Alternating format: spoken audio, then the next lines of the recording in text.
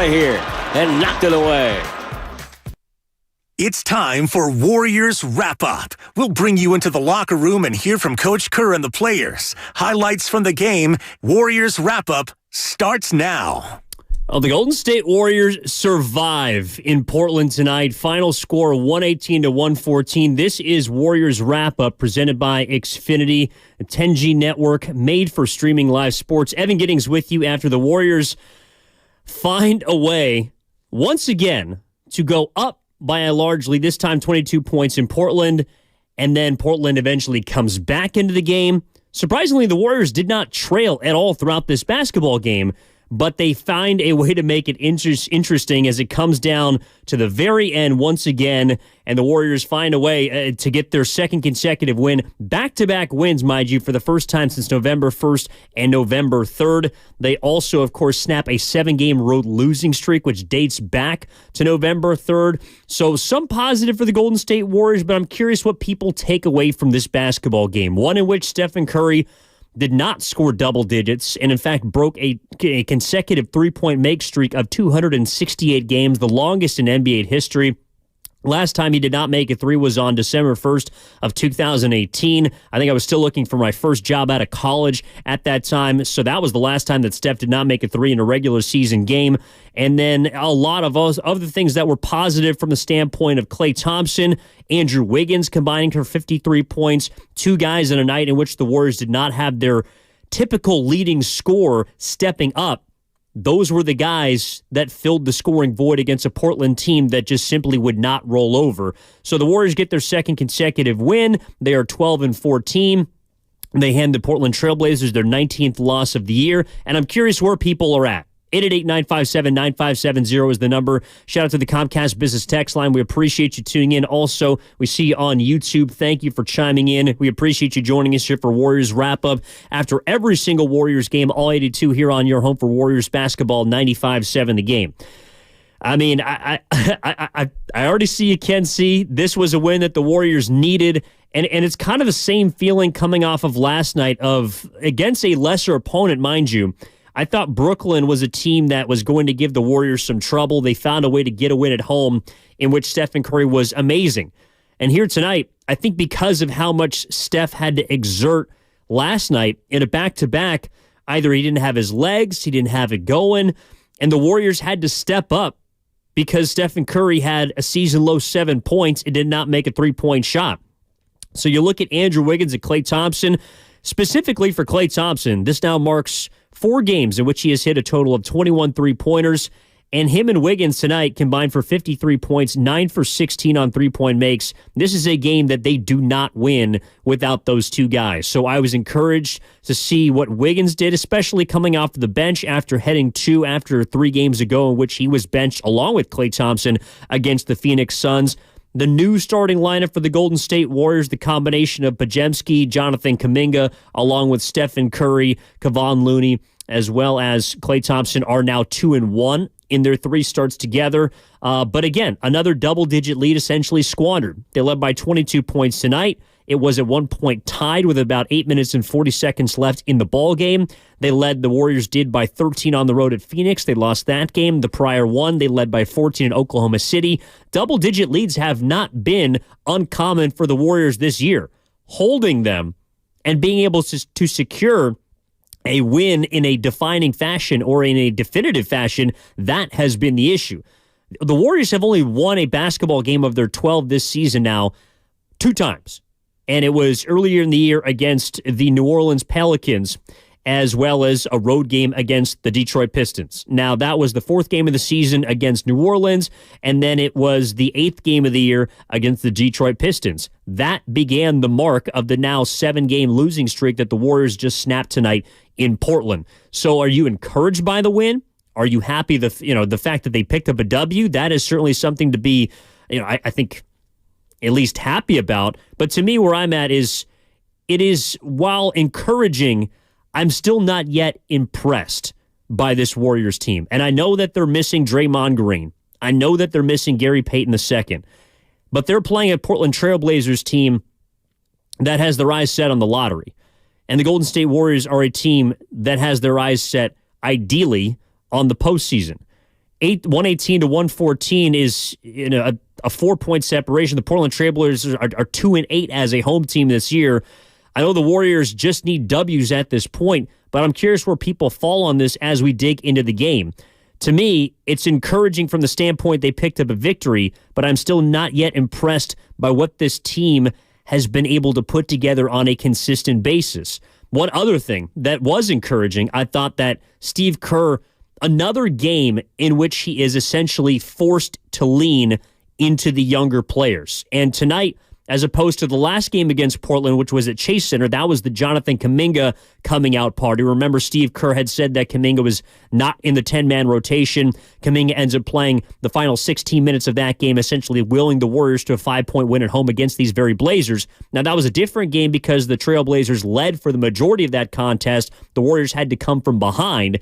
Tonight, they led by as many as 22. They were up by 16 at the break. However, they could not close, and it took a Brandon Podziemski charge drawn in the final seconds to walk away with a victory here tonight. But Trayce Jackson-Davis, tonight, this was his coming out party. And it was a situation with about 8.5 left in the second quarter.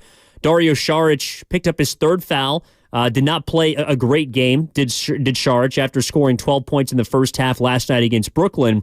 But TJD is asked to essentially step in and provide something that the Warriors have been missing a lot of this season, which is youth, athleticism, and an ability to finish around the rim. And I thought that while we haven't been able to see much of TJD, and in fact, coming in this game, he'd only played 12 combined minutes through the last 8 games, had received 6 inactives, coach's decisions. But tonight, Kerr was forced to go to him because the combination of Saric and his foul trouble, Kevon Looney did not play particularly well in the first half, had a decent stretch in the second half, and then, of course, Kerr went back to him to close this basketball game. But Trayce Jackson-Davis, I thought, did an excellent job of making the most of his opportunities tonight. I mean, the 12 points, the 8 rebounds, 5 of them offensive, mind you, and 4 offensive rebounds in the second half were absolutely promising by this guy. But the energy, the ability to catch a lob, pick and roll game he was playing with Chris Paul. We saw him P&R with Chris Paul. And we saw Trayce Jackson-Davis not afraid to muck it up with a guy like DeAndre Ayton, who has shown himself throughout his career to be a guy that you can push around. And for Trayce Jackson-Davis to come in off the bench and essentially, impose his will as much as he could on that game, I thought was encouraging.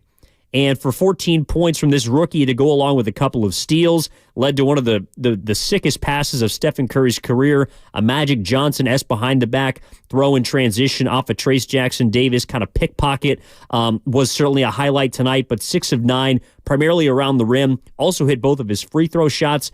I thought TJD did a nice job of proving that he belongs to be, if not, an 18-minute per game player like he was tonight.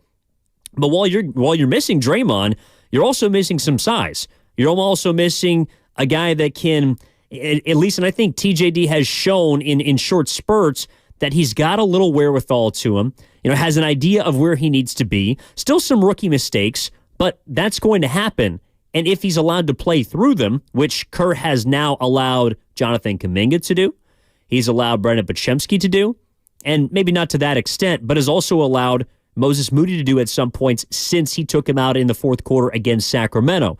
So it's not necessarily that I'm looking at Steve Kerr and I'm saying, well, he's leaning more into the youth movement, but I do think he is more accepting of when they have a chance and when they're forced into action and then they play properly or they play well.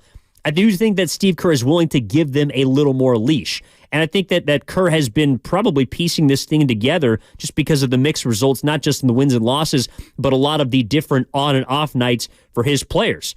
And this was a night in which I thought he gave rope back to Andrew Wiggins. And he said that Wiggins was a guy that was going to, have to earn his minutes back, but he would give him an opportunity to do so.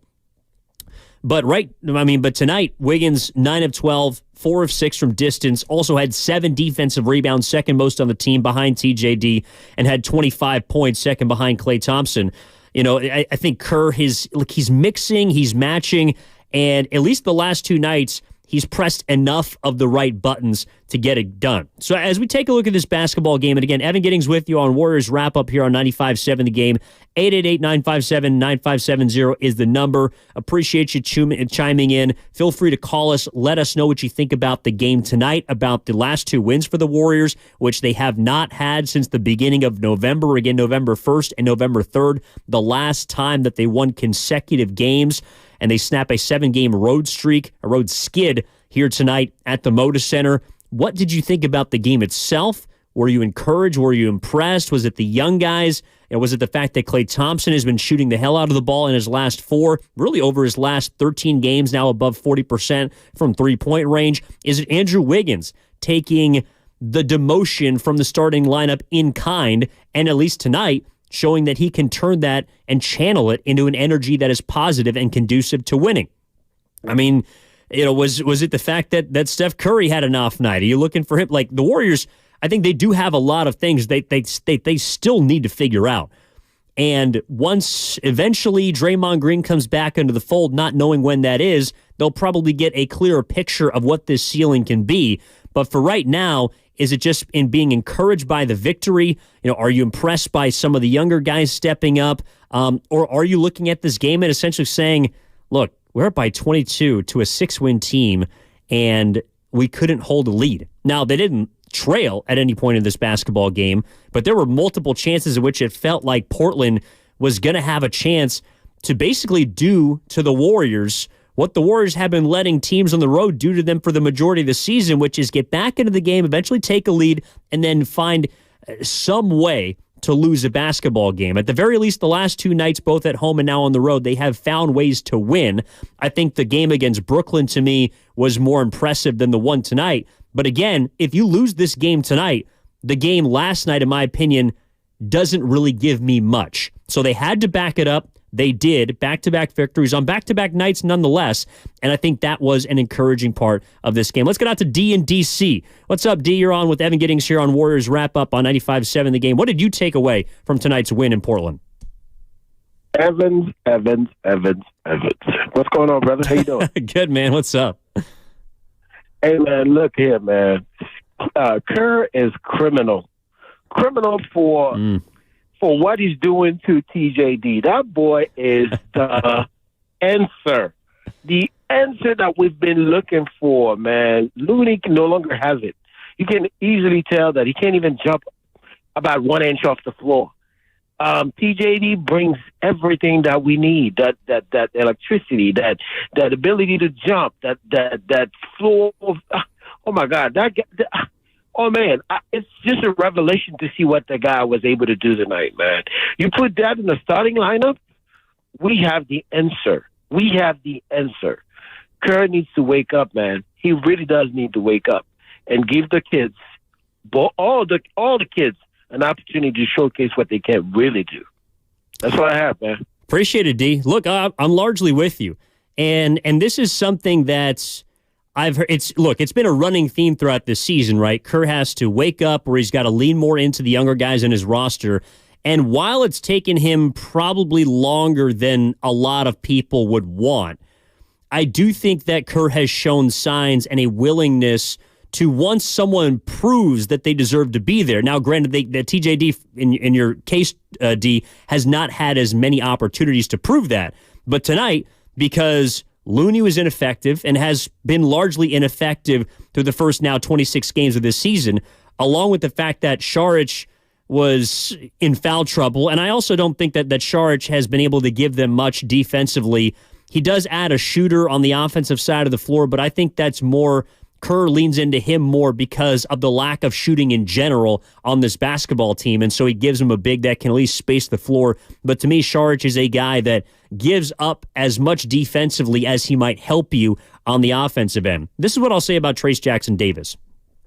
I thought that from the moment that he came into the game with about 8 minutes and 40 seconds left, there was a different tempo from the Golden State Warriors. And we saw Trayce Jackson-Davis set up a Klay triple from the wing. We saw TJD run a pick and roll and catch an alley-oop from Chris Paul. We saw him set a pick, up for Klay Thompson. We saw him basically strip DeAndre Ayton, set up Stephen Curry for a transition bucket up ahead to Moses Moody. We saw him do some things that Kevon Looney and Dario Saric are not capable of doing. Now, I wonder how much Steve Kerr is going to allow TJD to continue that he can prove that he can do these things on a consistent basis. Because to Kerr's credit, and I haven't been the biggest fan of all of his decisions this season, but to Kerr's credit, after he admitted making the wrong decision against Sacramento, taking Moses Moody out, Moody has played more. After Steve Kerr essentially said that Kuminga was out of the rotation last time they played the Portland Trail Blazers last Wednesday, well, Jonathan Kuminga's been in the rotation. In fact, he's been moved into the starting lineup and has helped the Warriors. And in fact, Kerr has even shown that he will go back to Kuminga for defensive purposes. He did so in the final 30 seconds last night against Brooklyn, and Kuminga, I thought, was able to alter the shot, a game-tying potential shot of Mikal Bridges. Here tonight, he goes back to Kuminga, and Kuminga, unfortunately, gets called for a foul on Simons that turns into an and one to make it a one-point game. And this is, again, where I do think there needs to be some growth from Steve Kerr, and this is where I'll come down his road a little bit.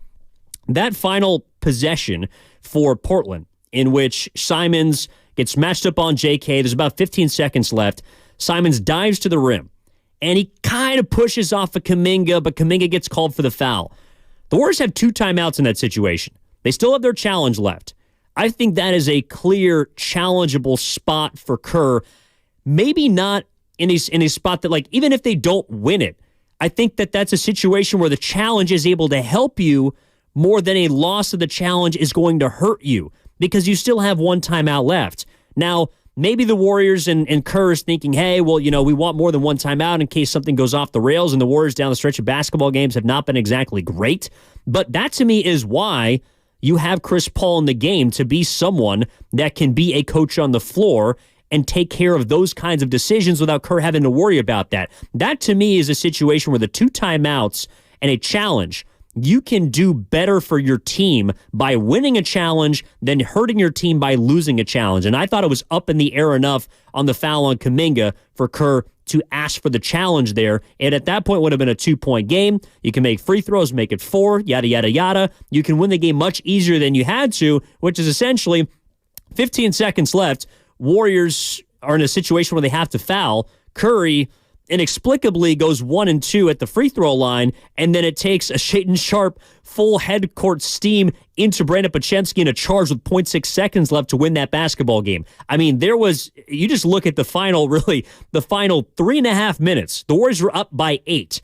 TJD gets taken out with 2:40 left, 6-point game. Chris Paul gets his first buckets at the 2:26 mark.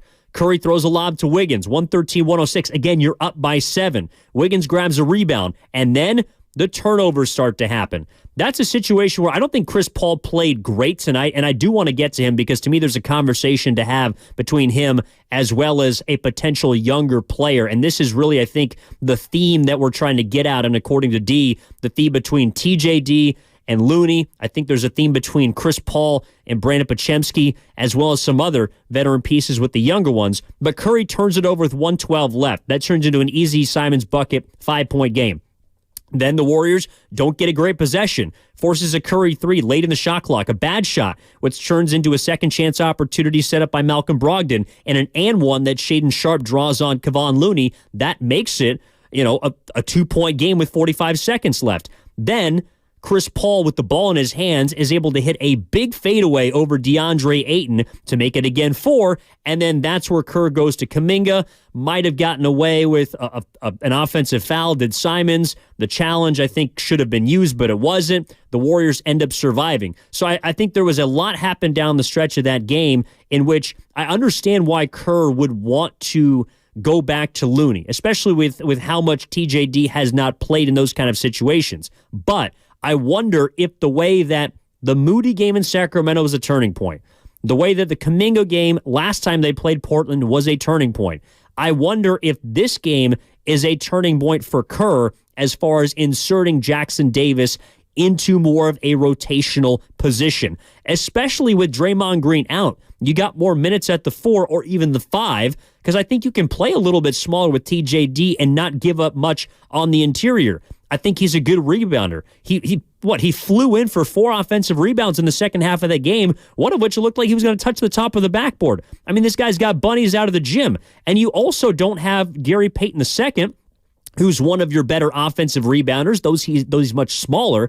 So I think there is a place now with those 2 guys in Draymond as well as GP2 out. I think there's a spot for TJD to fit in and help this basketball team like he did tonight.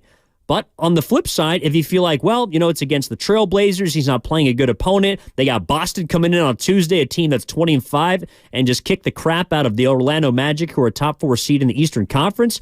I don't know if that's the game for Trayce Jackson-Davis, but you got some games coming up on the schedule, mainly on Friday against Washington, Saturday against the Portland Trailblazers again at home. You got some games against younger, inexperienced, and athletic teams where I do feel like someone like Trayce Jackson-Davis can help you out. So I wonder whether or not Steve Kerr is going to, again, flip that switch in a younger way and trust those guys a little more who have shown that if they are given the rope, that they can help this basketball team, and most importantly, help this basketball team win games. That is what I'm wondering whether or not Steve Kerr is going to be able to do. So 888-957-9570 is the number. This is Warriors Wrap-Up. Evan Giddings with you after the Warriors are able to survive the Portland Trailblazers, 118-114 at the Moda Center.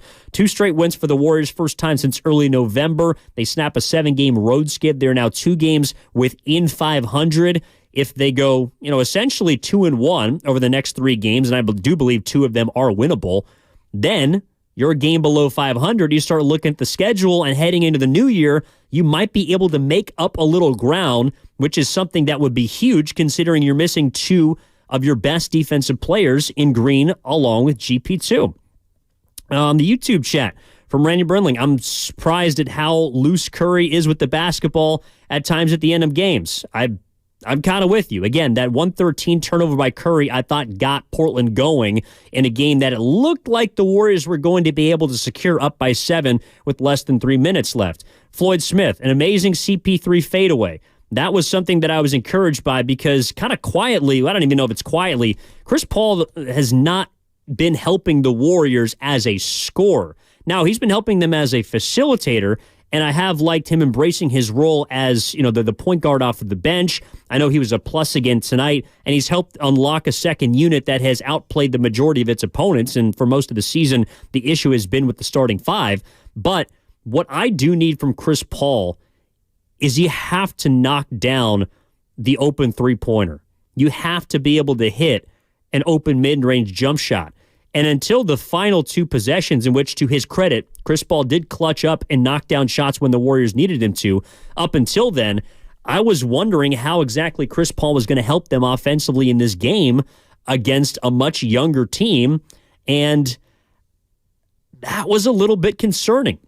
I mean, you look at Chris Paul and his percentages over the course of his career, he's now hovering at about 33% from three-point range, and from the field, he's about at 40.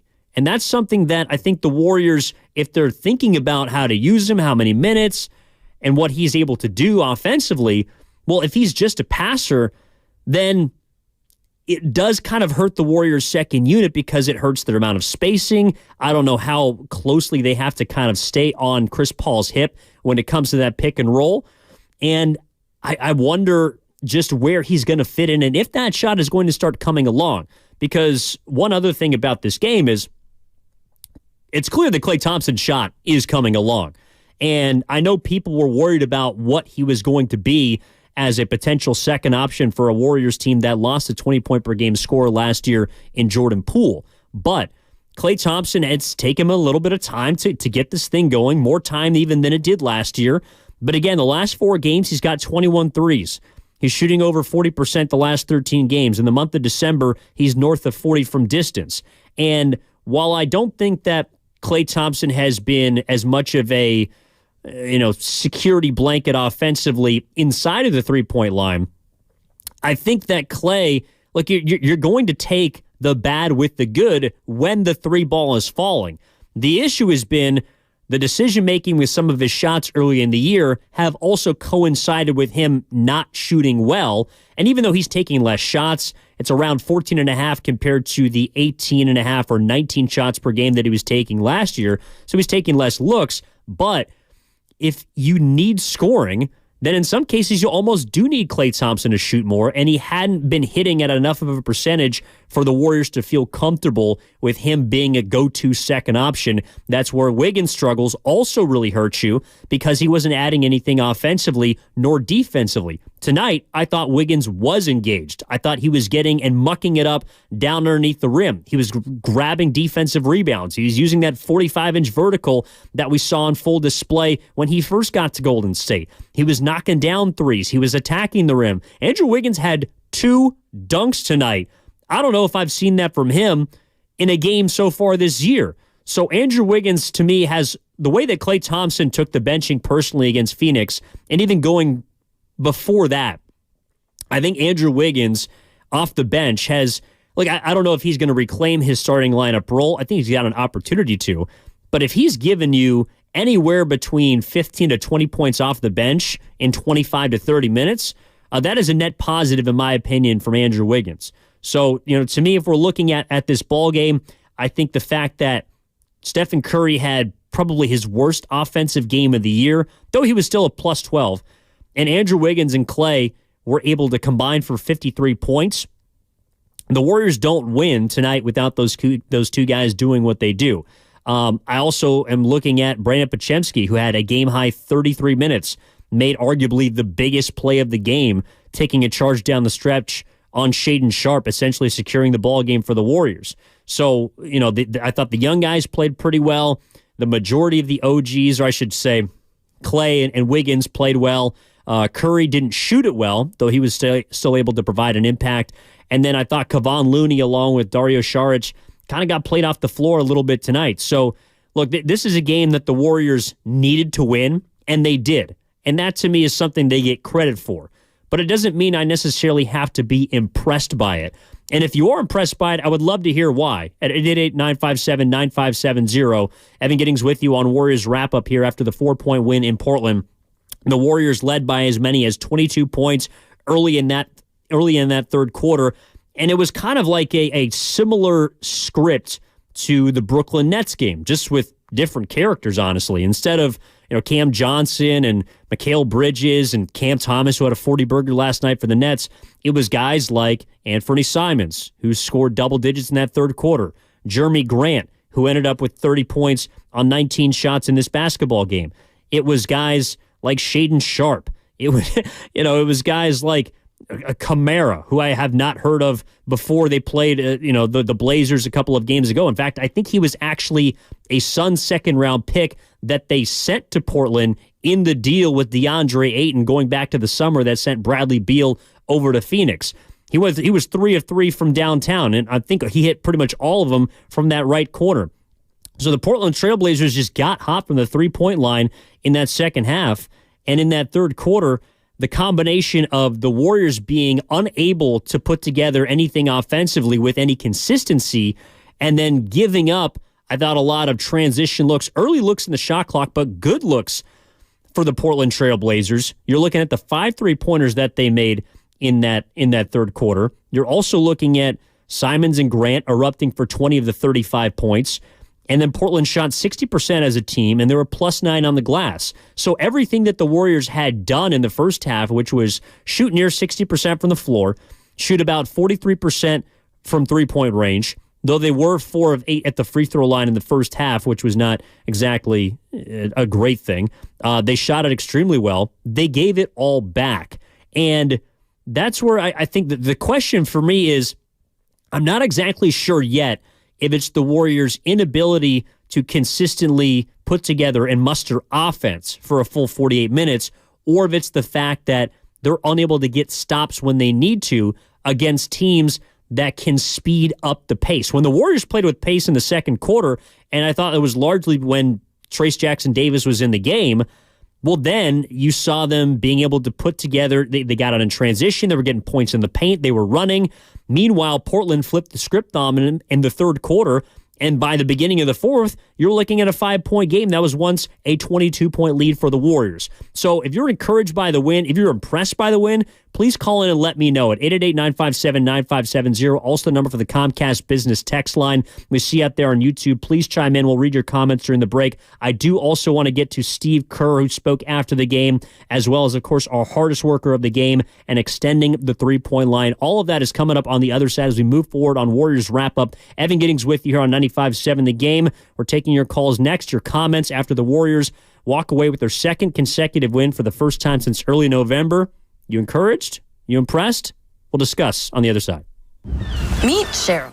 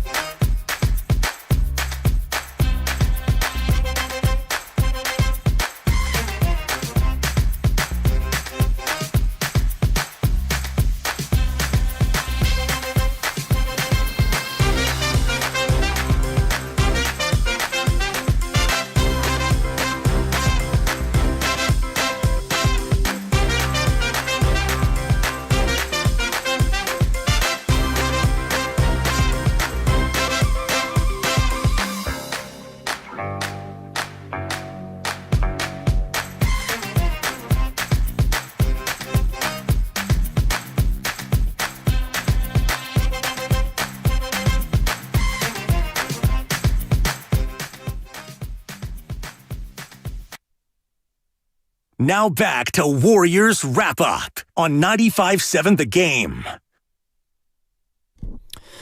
This is Warriors Wrap-Up. My name is Evan Giddings. After the Warriors are able to survive the Portland Trailblazers tonight, 118-114.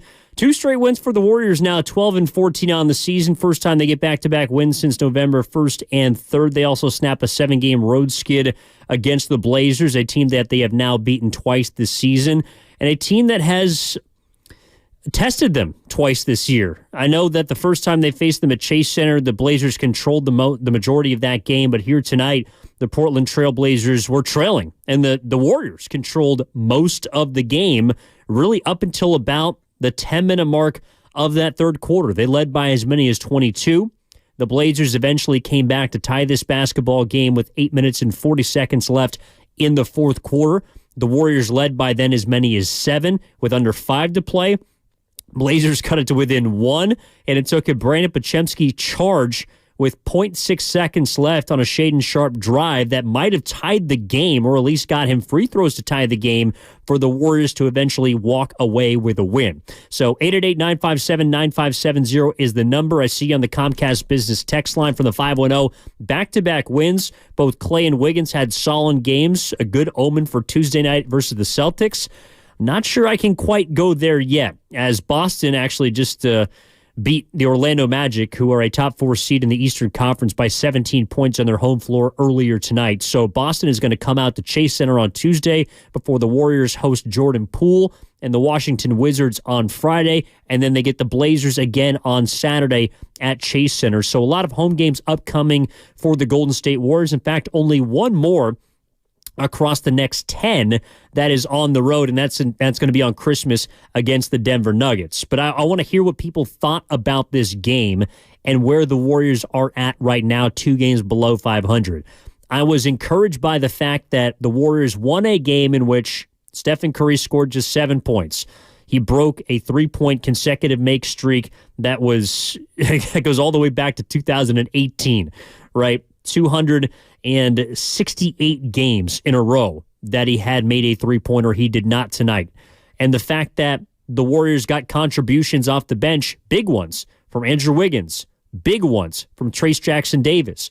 I thought Klay Thompson, again, shouldered a lot of the offensive load, especially in that third quarter when things were beginning to flounder.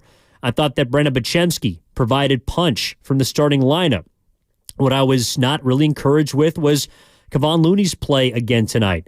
I didn't think that Chris Paul was particularly great until the stretch of that game demanded him to be. And I thought Kuminga kind of got lost in all of this, but was pretty impactful across 19 minutes. He and Moody, to me, were guys that maybe didn't get as much run as they become accustomed to, especially Kuminga being in the starting lineup. But one thing that I know can help JK get back into that primary rotation is, number one, going to be continuing to defend at a high level, continuing to rebound at a high level. He had 2 more offensive rebounds tonight. And then, unfortunately for him, it's going to be making free throws. He was 0 of 4 at the free throw line tonight, though he ended up with 12 points in 19 minutes, was a +5. Our hardest worker of the game tonight is none other than Andrew Wiggins. And to me, Wiggins not just embodied the hard-working kind of soul that the Warriors needed to win this game as far as the scoring is concerned. I mean, he was really good, obviously, and missed only 3 shots, 2 of which from distance, had 25 points, 7 rebounds, a couple of assists, a steal, and a block. But where I saw him more focused was in the paint. And I think on a night in which, you're already down one of your bigs in Draymond because of the suspension, Kevon Looney didn't play particularly well in the first half. And then outside of Trayce Jackson-Davis, you didn't have much of a rebounding presence. It was almost like gang rebounding for the Warriors. I thought Wiggins' 7 defensive rebounds were important, especially when Portland got back into that game in the third quarter because they were +9 on the glass. So I thought Wiggins was really important and instrumental to the win in this game, and he is our hardest worker of the game, brought to you by Alameda County Sheriff's Office, who works hard to serve the community. If you're looking for a career in law enforcement, learn more about job opportunities at joinacso.com. Evan Giddings with you on Warriors Wrap-Up here on 95.7 The Game. 888-957-9570 is the number. And look, I think a lot of people are kind of where I'm at, which is, it's a 4-point win, and the Warriors are not in a position in the season in which they can nitpick, in which they can, say we don't deserve this or we're better than that. They are what their record says they are, which is a sub-500 basketball team that is currently the 11th seed in the Western Conference. But if they are to prove that they are north of 500 in reality as opposed to below 500, which is the current reality, I do believe they're going to have to play better, especially when they have leads like tonight and they're unable to secure them. Let's get out to Pacifica, where Junior is holding on. Want to talk about Stephen Curry, who unfortunately did not have his greatest game tonight. But, Junior, what did you make of it? You're on Warriors Wrap-Up with Evan here on 95.7 The Game. Thank you very much. And I just want to say with Steph that all his great results and tonight's results, they're the same thing. He puts it all on the line, night after night after night. And when you do that, you're going to have some underperformances. And what's amazing is all his over-performances. Tonight is just a statistical fluke. It's nothing to worry about. And the fact the rest of the team picked him up is very encouraging. So all praise to Steph. Keep it going, man. Yeah, I'm with you, Junior. All praise to Steph. Like he's allowed to have an off night every once in a while. And it is good, the fact that the Warriors won, because I believe the last time he didn't score a three, well, actually, the last time he didn't hit a three was in Game 5 of the NBA Finals against the Boston Celtics, and that was a game that, kind of like tonight, on a obviously much bigger stage, Andrew Wiggins had, I think, like 26 and 13. It was kind of the crescendo of his NBA Finals. Klay Thompson hit 4 or 5 threes in that game, if I remember correctly. And Steph, though he didn't play well offensively, was also good, and it helped them to a 10-point win. And then eventually they won in Game 6 and won the 2022 or 22 NBA Finals. Meanwhile, in the regular season, the last time he didn't make a three was December 1st, 2018.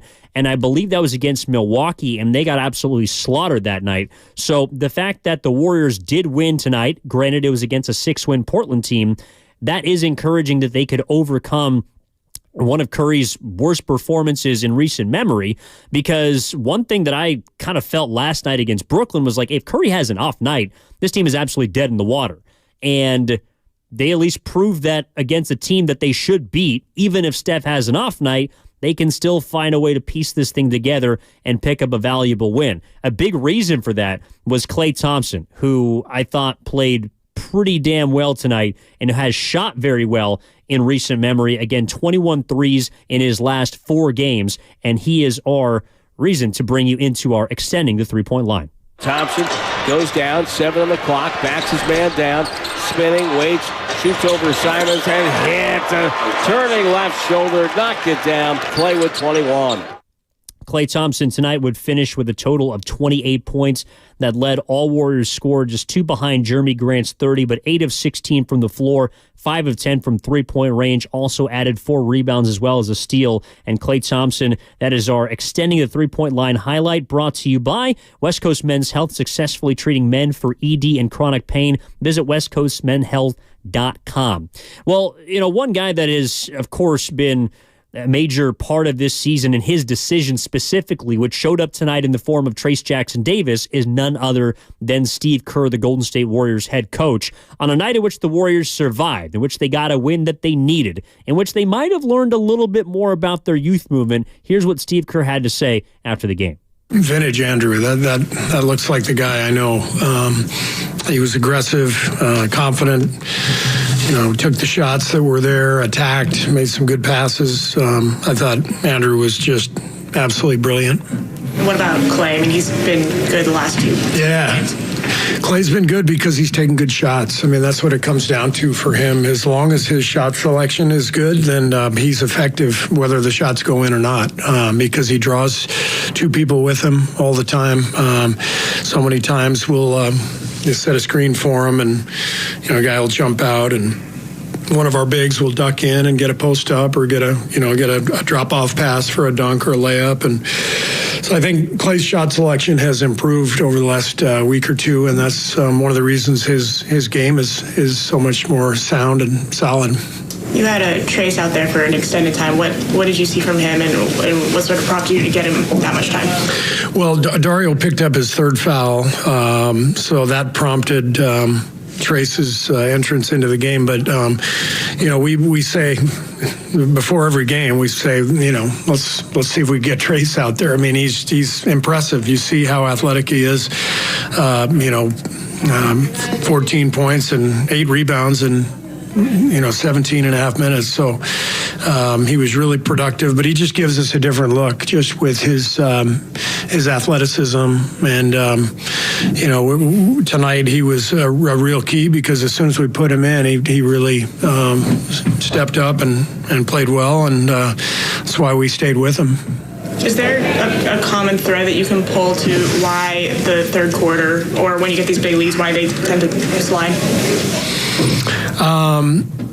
I wish I knew. I remember 5 or 6 years ago, we always would have these great third quarters, and people would ask what we were doing coaching-wise to lead to those great third quarters. And it's like, I'm giving this great speech or something. I wasn't doing anything then, and I'm not doing anything now. We just go in at halftime. We talk about the game plan. We talk about our keys, and I think we had a great first half, and it seemed to me in the third quarter we had really good shots, and we just missed shots, and they took advantage of a lot of our misses, got out and ran. We weren't great in transition defensively and gave up 35 points that quarter, so everything changed from there. That's head coach of the Golden State Warriors, Steve Kerr, here on Warriors Wrap-Up. Evan Giddings with you on 95.7 The Game. Warriors victorious in Portland, 118-114. Back-to-back wins for the Dubs, 12-14 now on the year. A couple things that Steve Kerr touched on that we've been sort of tossing around here. Number one, Andrew Wiggins was absolutely fantastic tonight. He was electric, and I do want to see him, specifically a guy that can match up with both young and older, long, short. I think he can get physical like he did tonight against Portland, but there's a barometer game coming up, and it's against the Boston Celtics on Tuesday. This is a 20-5 basketball team. They just beat the Orlando Magic, a top 4 seed in the conference in the East, by 17.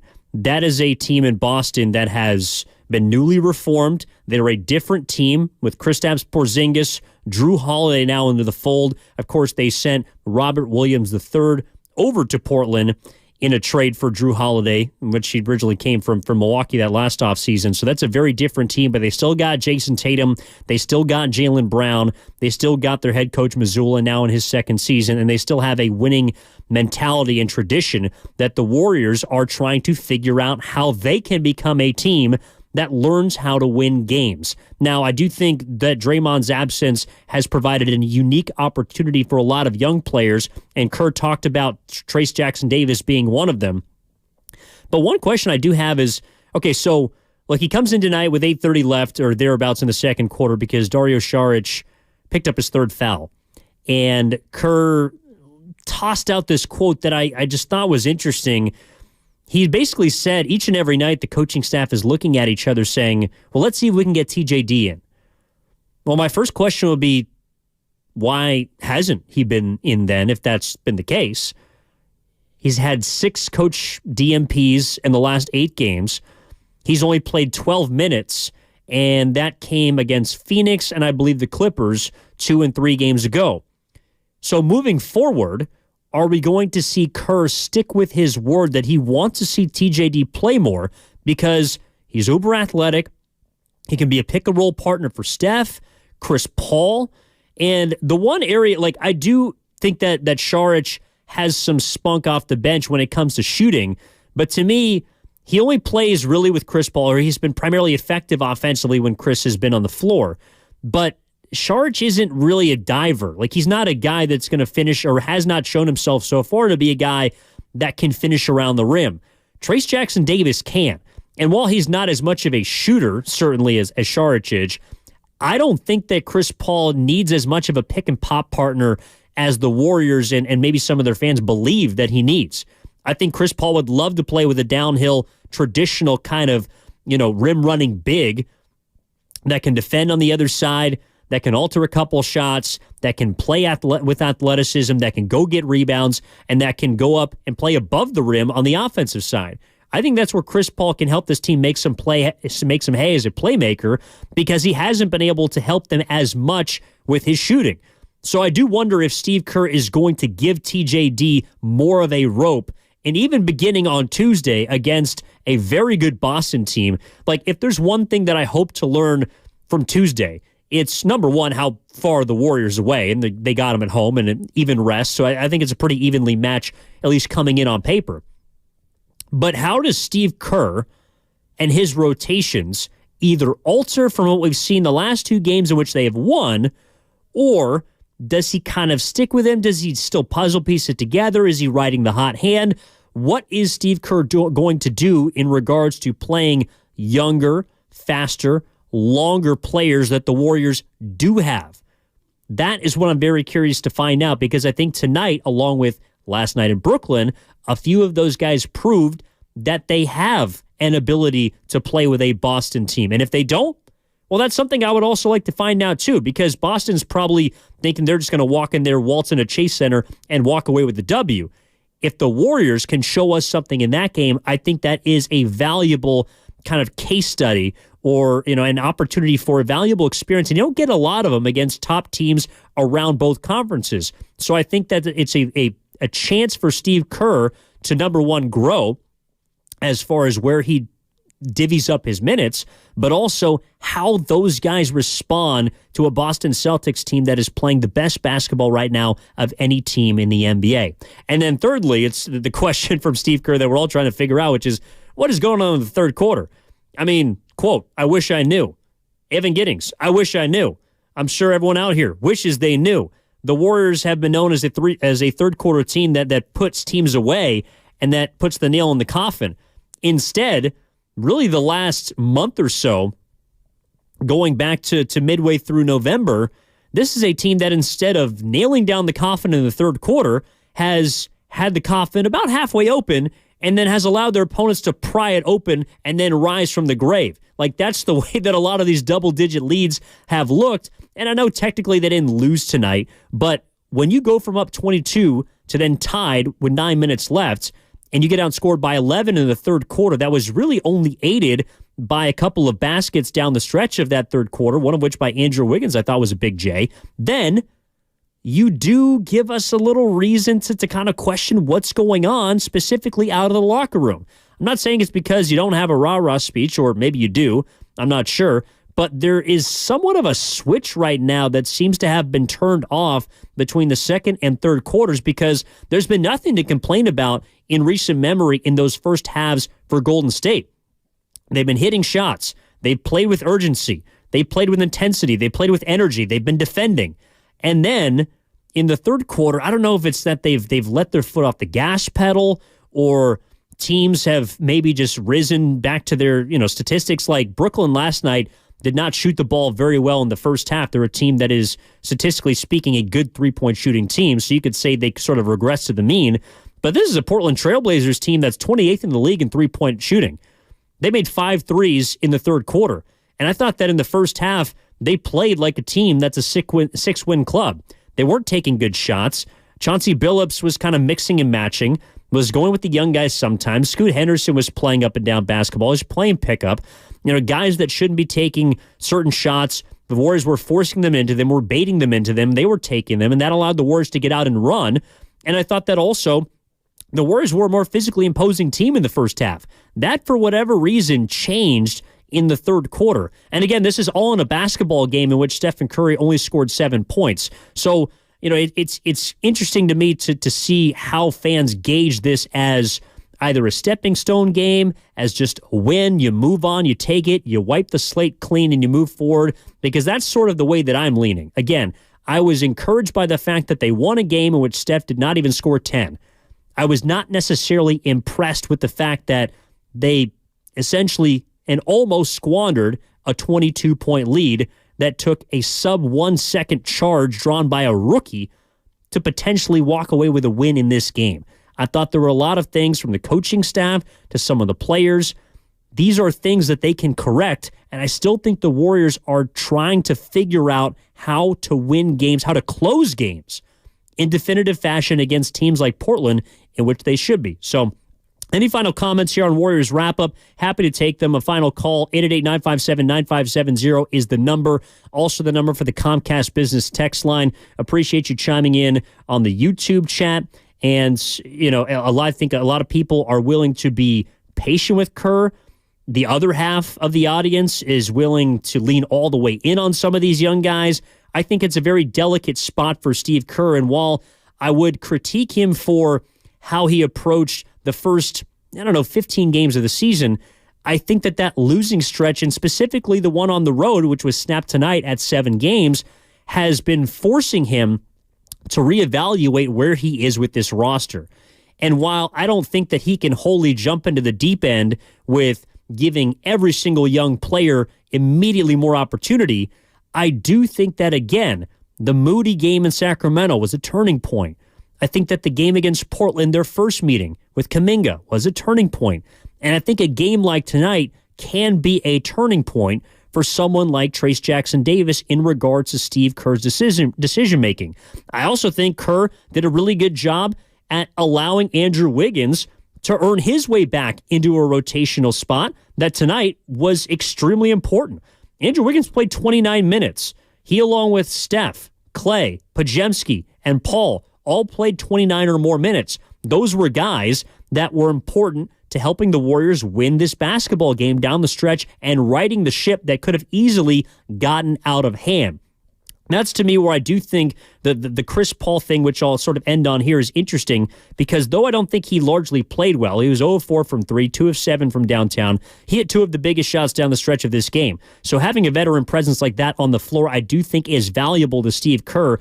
But in between those spots in which you need a kind of a grown-up in the room, a button-up guy in those spots, in between there, how do you find a way to inject more youth and pace really into this basketball team? Not as much about Paul, but in general, how do you get more of the rim running, up and down, up-tempo style of basketball that we've known as Golden State Warriors, where the passing is crisp, the turnovers are not as prevalent, but understandable, and not as many live ball turnovers? How do you find a way to mix the young with the old? And that's, to me, the ultimate juggling that Steve Kerr is going to have to do.